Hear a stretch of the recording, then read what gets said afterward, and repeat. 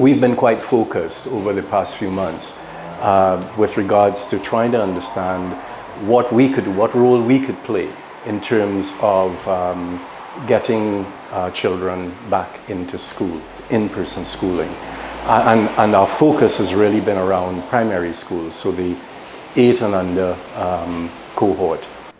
United Way Trinidad and Tobago advocates for a return to in-person school for younger children once the public health safety measures are in place of wearing masks, washing hands, physical distancing, and good ventilation. Our model project for Phase 2 is at St. Mary's Mucurapo Boys RC Primary School, which has just over 250 students. The purpose of the project was to transform 6 classrooms on the first floor to improve the through ventilation in the classrooms as the 4th COVID-19 safety fundamental, open better than closed. I think the data is clear, the global data is clear that absent in-person schooling, learning loss is an issue. Schools for these youngsters serve a bigger purpose than that, or an additional purpose to that, enabling development.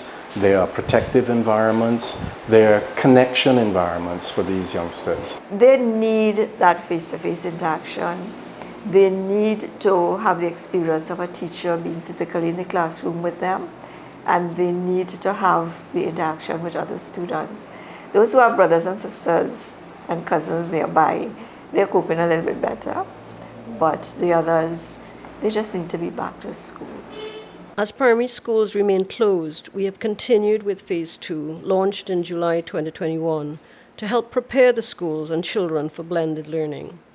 Blended learning is an approach that leverages both digital tools and face-to-face instruction and is built on the premise that students will be attending classes in school buildings. Before, we had enclosed classes with air conditions, which would not have fallen under the scope of the new normal being listed for the children to attend school. So with this project, our children were able to access fully ventilated classrooms and seating arrangements through this project. I had to find a way to let the children come to school in a safe environment. And I believe that the natural air is the best way for our kids during this pandemic. We are all connected, and by the we, not just the people, but the people and the environment in which we live are connected. And we have to take care of it so that it can take care of us. If we don't take care of the environment, it turns against us, it will. And so that we really want children to grow up understanding this connectivity with each other and with the environment. So with expanding the classrooms, first of all, we got more physical space. So we can comfortably fit half of our class at any given day in preparation for hybrid.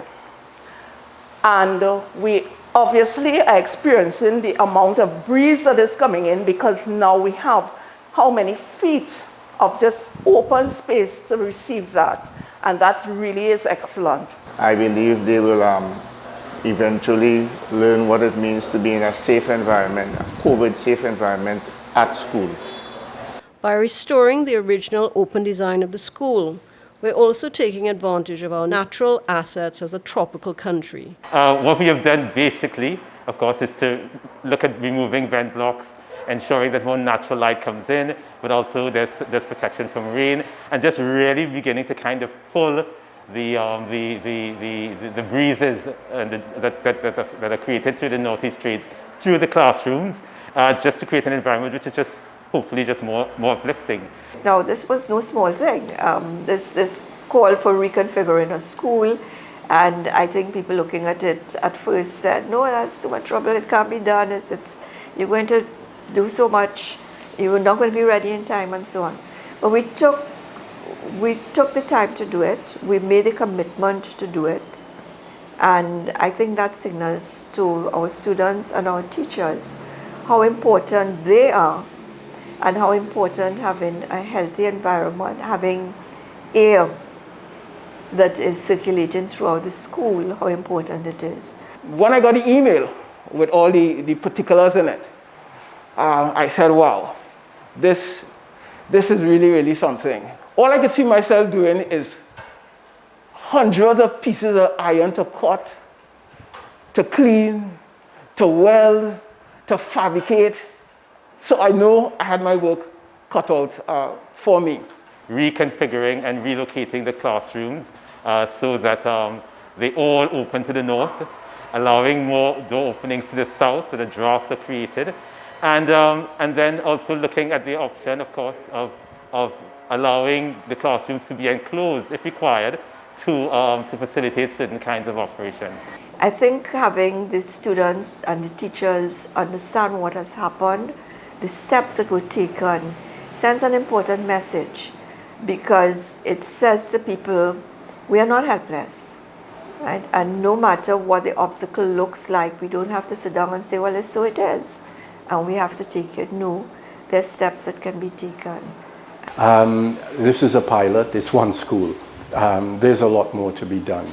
But we do believe that these things will help us, and hopefully very soon we will have children back in these primary schools. There's a lot more to be done.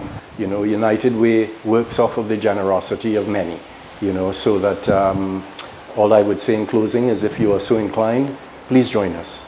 There's a lot for us to do, but we feel pretty confident that what we're doing will allow us to get these young children back into in-person school. It does matter. Thank you very much.